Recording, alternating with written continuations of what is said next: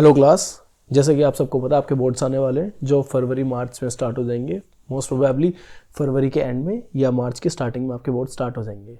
तो ज़्यादा टाइम आप लोगों के पास नहीं बचा, मुश्किल से 2 महीने का टाइम है आपके पास।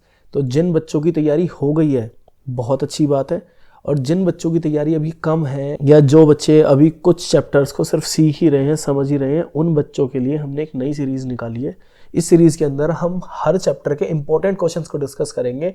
उन इंपॉर्टेंट क्वेश्चंस को डिस्कस करेंगे जो पिछले सालों में बोर्ड्स के पेपरों में क्वेश्चंस आए हुए हैं इन चैप्टरों में से। जो क्वेश्चंस मोस्टली रिपीट होते हैं या जो क्वेश्चन लगभग उनके जैसे से क्वेश्चन पेपर के अंदर आ ही जाते हैं, तो हम वैसे क्वेश्चंस को डिस्कस करेंगे। और हम इन वीडियोस के अंदर वो चीज़ें नहीं करेंगे कि हम टॉप 5 क्वेश्चन डिस्कस करेंगे, टॉप 10 क्वेश्चन डिस्कस करेंगे। हम ये चीज़ें नहीं करेंगे। जितने भी क्वेश्चंस की नीड होगी उस चैप्टर को, हम उतने क्वेश्चंस को डिस्कस करेंगे। चाहे वो क्वेश्चन सिर्फ हमारा 4 क्वेश्चन से काम चल जाए, चाहे वो क्वेश्चंस की लिमिट हमारी 20 चली जाए, पर अगर हमें वो 20 क्वेश्चन जरूरी लगेंगे तो हम उस वीडियो के अंदर उस चीज़ को डिस्कस करेंगे, ताकि उस चैप्टर में से मैक्सिमम पार्ट, मेजॉरिटी पार्ट आप कर पाओ, सीख पाओ, ताकि पेपर के अंदर आपको कोई दिक्कत ना आए मार्क्स स्कोर करने में। या जिन बच्चों को मार्क्स स्कोर करने की दिक्कत है, जिनको सिर्फ पास होने की दिक्कत है, उन बच्चों के लिए तो ये बहुत हेल्पफुल वीडियो होने वाला है। तो चलो शुरू करते हैं। प्राइम फैक्टराइजेशन ऑफ 120 इज, यानी कि हमें 120 का अभाज्य गुणनखंड बताना है। यहाँ पे 2 चीज़ों में डिफरेंस होना बहुत जरूरी है। कुछ बच्चे इसको एलसीएम से कंपेयर कर लेते हैं। एलसीएम और प्राइम फैक्टराइजेशन अलग चीज़ें हैं। एलसीएम को निकालने के लिए हम प्राइम फैक्टराइजेशन यानी कि अभाज्य गुणनखंड का यूज़ करते हैं, पर एलसीएम निकालने के लिए हमें कम से कम 2 संख्याओं की जरूरत होती है, क्योंकि बीच की जो टर्म है इसमें, इसकी फुल फॉर्म होती है लोवेस्ट कॉमन मल्टीपल। कॉमन तुम एक संख्या से तो कॉमन ले नहीं सकते, कॉमन लेने के लिए तुम्हें कम से कम 2 संख्याओं की जरूरत होती है। अब प्राइम फैक्टराइजेशन यानी कि अभाज्य गुणनखंड होते हैं। इस 120 को उन अभाज्य संख्याओं की गुणा की फॉर्म में लिखना होता है जिनको और नहीं तोड़ा जा सकता। और वो कौन सी संख्याएं होती हैं? वो प्राइम नंबर्स होते हैं। प्राइम नंबर्स, तो सबसे छोटा प्राइम नंबर जो होता है 2, उससे हम डिवाइड करना शुरू करते हैं। 2 से डिवाइड करा हमने 60, फिर से 2 से डिवाइड करा हमने 30, फिर से 2 से डिवाइड करा 15। अब ये 2 से डिवाइड होगा नहीं, तो 2 से बड़ा जो प्राइम नंबर है वो 3 है। 3 से डिवाइड हो जाएगा, 3 से करा 5, अब 3 से नहीं होगा, तो 3 के बाद आता है 5, तो 5 से डिवाइड करा 1। अब हम इसको गुणा करके अगर हम लिख लें तो 2 इंटू 2 इंटू 2 इंटू 3 इंटू 5, ये हो गया 120 अपने अभाज्य गुणनखंडों की फॉर्म में, यानी कि प्राइम फैक्टराइजेशन हो गया। अब मैं इसको अगर थोड़ा सा कॉम्पैक्ट करके लिख लूँ, छोटा करके, तो मैं इन्हें एक साथ लिख सकता हूँ। तो 2 की पावर 3 गुना 3 गुना 5, 3 की पावर 1 और 5 की पावर 1, तो ये हो गया आपके 120 के प्राइम फैक्टराइजेशन। क्वेश्चन नंबर 2 कहता है HCF and LCM of 8, 6 and 24।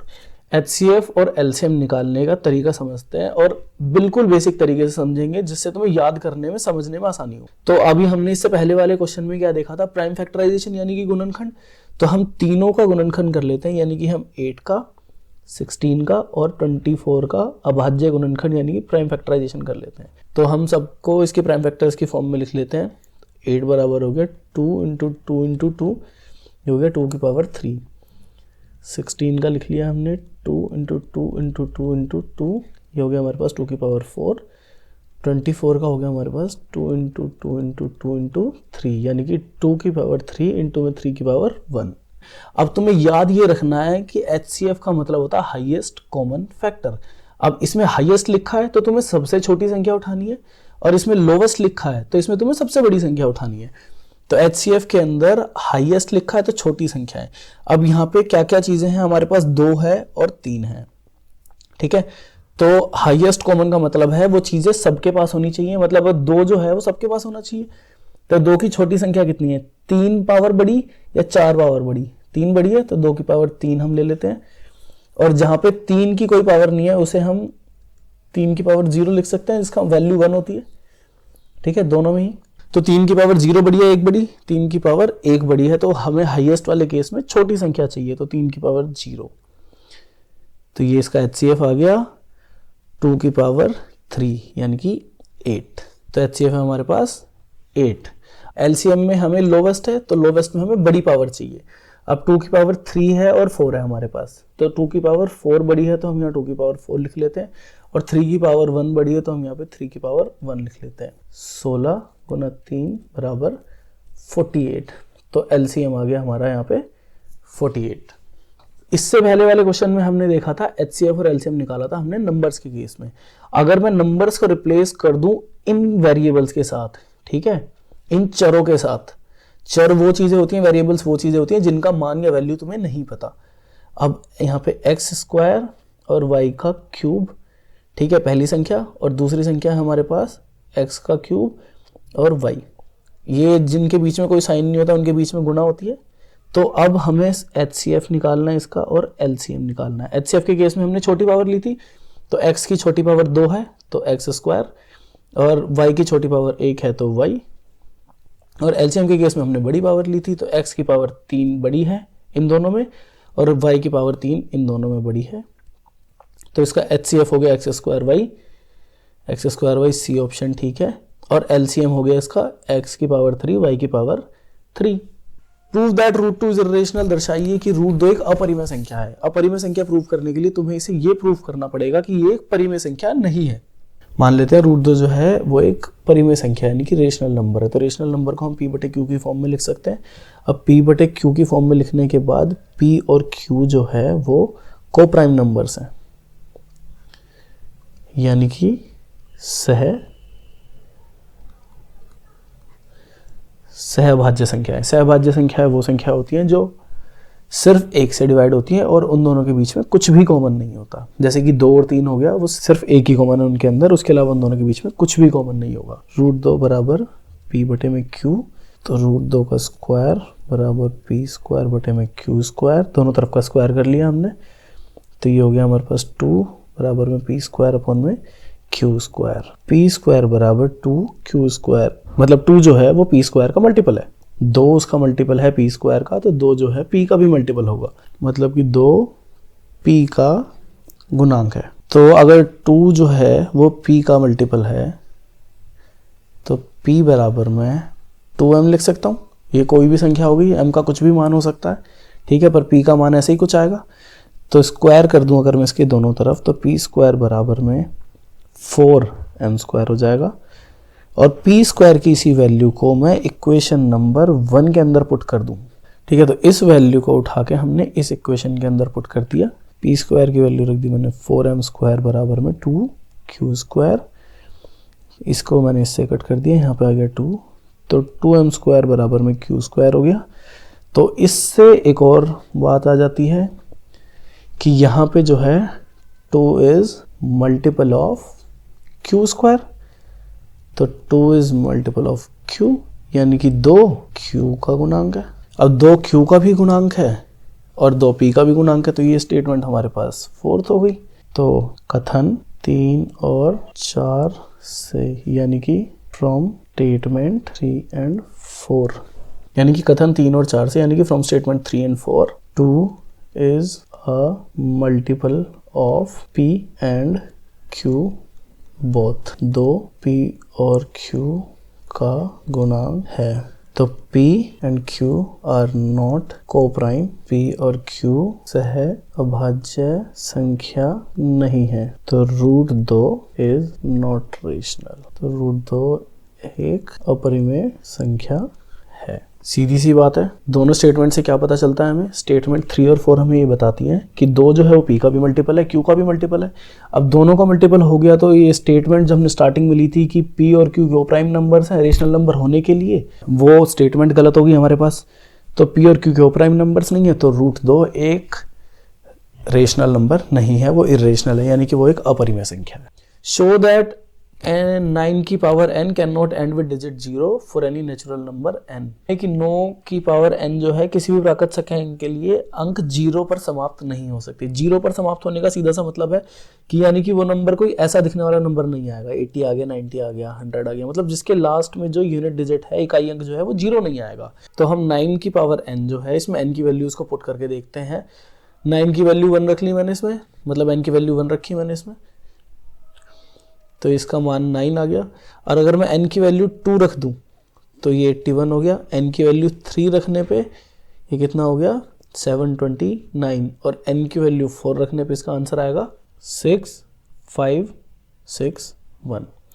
अब तुमने एक पैटर्न नोटिस करा होगा इसके अंदर, अगर मैं n का मान जो है वो ओड संख्या रखूं यानी कि विषम संख्या में रखूंगा तो इसका इकाई अंक 9 आ रहा है, और अगर मैं उसे इवन यानी कि सम संख्या में उसका मान रखूंगा तो इसका इकाई अंक आ रहा है 1, यानी कि यूनिट डिजिट आई है इसकी 1।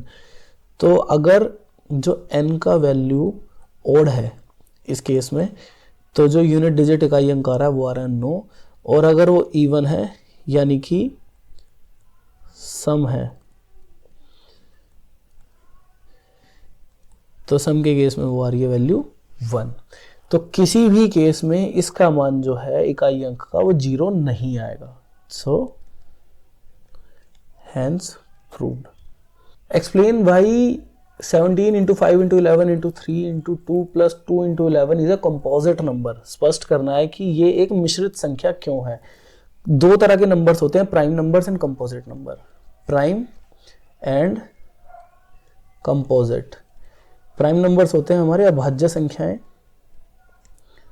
और कंपोजिट नंबर होते हैं हमारे मिश्रित संख्याएं। तो प्राइम नंबर्स वो संख्याएं होती हैं जो सिर्फ अपने आप से कटेगी या वो 1 से डिवाइड होगी, और कंपोजिट नंबर उनके अलावा जो भी नंबर्स होते हैं। अगर मैं तुम्हारे सामने 4 नंबर्स लिखूं 2 3 4 5, अब इसमें से सबसे पहली जो संख्या होती है 2 होती है, प्राइम नंबर है हमारे पास क्योंकि सिर्फ अपने आप से कटती है और 1 से कटती है। इसके बाद जो नेक्स्ट प्राइम नंबर है वो भी हमारे पास यही अवेलेबल है।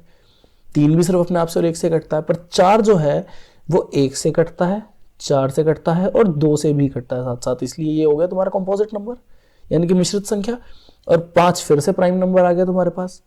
तो प्राइम और कंपोजिट का फर्क तुम्हें समझ आ गया होगा।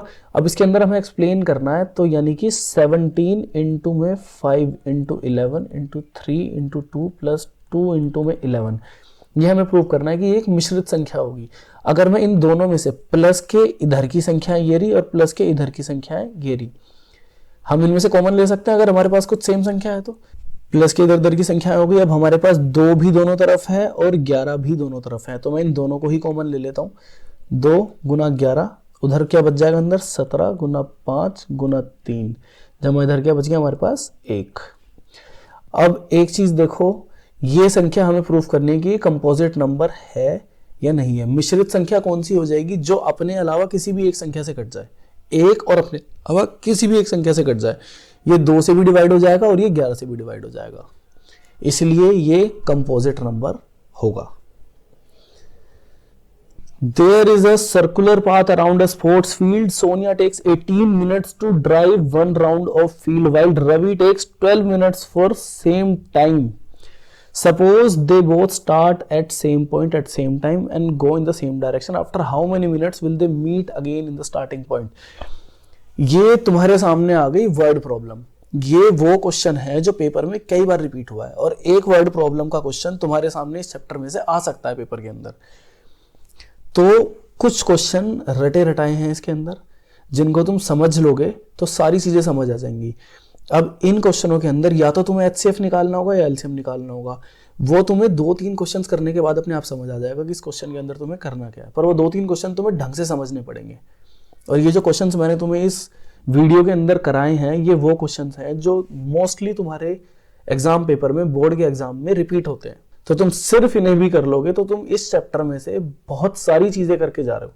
सब कुछ तो मैं नहीं कहूंगा, क्योंकि सब कुछ करने के लिए तुम्हें बहुत सारे क्वेश्चंस की प्रैक्टिस करनी पड़ेगी, पर अगर तुम मिनिमम मेहनत करके पेपर के अंदर स्कोर करना चाहते हो तो ये वही क्वेश्चंस हैं। चलो इस क्वेश्चन को देखते हैं। इसके अंदर एक सर्कुलर पाथ है तुम्हारे सामने। अब इस सर्कुलर पाथ में दोनों ने यहां से शुरू करा, ठीक है। हमारे पास सोनिया है और हमारे पास रवि है। एक ही डायरेक्शन में भागना शुरू करा दोनों ने। सोनिया कितना टाइम लगाती है? 18 मिनट लगाती है एक राउंड को पूरा करने में, और रवि 12 मिनट में उस राउंड को पूरा कर लेता है। अब इन्होंने ये पूछा कि दोबारा इसी स्टार्टिंग पॉइंट पे ये चक्कर लगाने के बाद कब मिलेंगे। थोड़ा सा कॉमन सेंस लगाना होता है कि ये 18 से पहले तो उससे नहीं मिल सकती, ठीक है। तो हम 2 चीजें निकाल सकते हैं, या तो हम एचसीएफ निकाल देंगे या हम इसके अंदर एलसीएम निकालेंगे। अब एचसीएफ जो है इन्हीं 2 संख्याओं से छोटी संख्या आती है, या फिर वो छोटी वाली संख्या के बराबर आती है। कभी भी 2 संख्याओं से बड़ी संख्या एचसीएफ नहीं आती उनका। अगर मान लो हमारे पास 2 या 4 है और मैं इनका एचसीएफ निकालूं तो एचसीएफ इनका 2 आएगा हमेशा, कभी भी वो संख्या 4 से बड़ी नहीं जाएगी, ठीक है। तो 18 और 12 का अगर मैं एचसीएफ निकाल लेता हूं तो इसका एचसीएफ 6 आएगा और इसका एलसीएम कितना आएगा?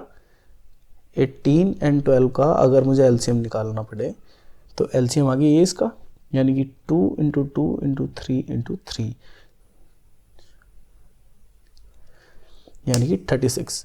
तो अब 36 इससे बड़ी संख्या है, तो इस केस में तुम्हारा आंसर होगा 36। ये पहचानने का तरीका है कि वो कम 18 से पहले, जब तक वो अपना एक राउंड पूरा करेगी सोनिया, उससे पहले तो वो नहीं मिल सकती, यानी कि 6 तो इम्पॉसिबल नंबर हो गया तुम्हारे पास। तो इसका आंसर कितना हो जाएगा 36। क्वेश्चन नंबर 8, क्वेश्चन नंबर 8 क्या कहता है, HCF ऑफ 81 एंड 90 इज 9, ठीक है, और इनका एलसीएम बताना है। अब हमारे पास HCF और LCM का एक फॉर्मूला होता है, जिसका मतलब ये होता है कि अगर दो नंबर है हमारे पास, पहला नंबर 1 और दूसरा हमारे पास नंबर 2, जो कि नंबर 1 है हमारे पास 81 और नंबर 2 है हमारे पास 90, तो इन दोनों की मल्टीप्लाई जो है वो LCM इंटू HCF के बराबर आती है। तो नंबर 1 और नंबर 2 कितना है हमारे पास 81 इंटू में 90, और HCF कितना है हमारे पास 9, तो LCM इंटू में 9, तो हमारे पास हो गया LCM बराबर 81 इंटू में 90 अपॉन 9, 9 से इसको कट करेंगे, यहाँ पे आ गया 10, 8 10 जो है हमारा वो LCM आया। सभी चैप्टर्स की ऐसी वीडियोस आने वाली हैं जिनके क्वेश्चंस ऑलमोस्ट तैयार हैं, और मैं टाइम टू टाइम चैनल पे अपलोड करता रहूँगा। तो उन वीडियोस को, उन क्वेश्चंस को जानने के लिए सारे बच्चे चैनल को सब्सक्राइब कर लें, ताकि आपको अगली वीडियो की नोटिफिकेशन मिल जाए और आप टाइमली उस वीडियो को देख के उन क्वेश्चंस को प्रैक्टिस कर पाएँ।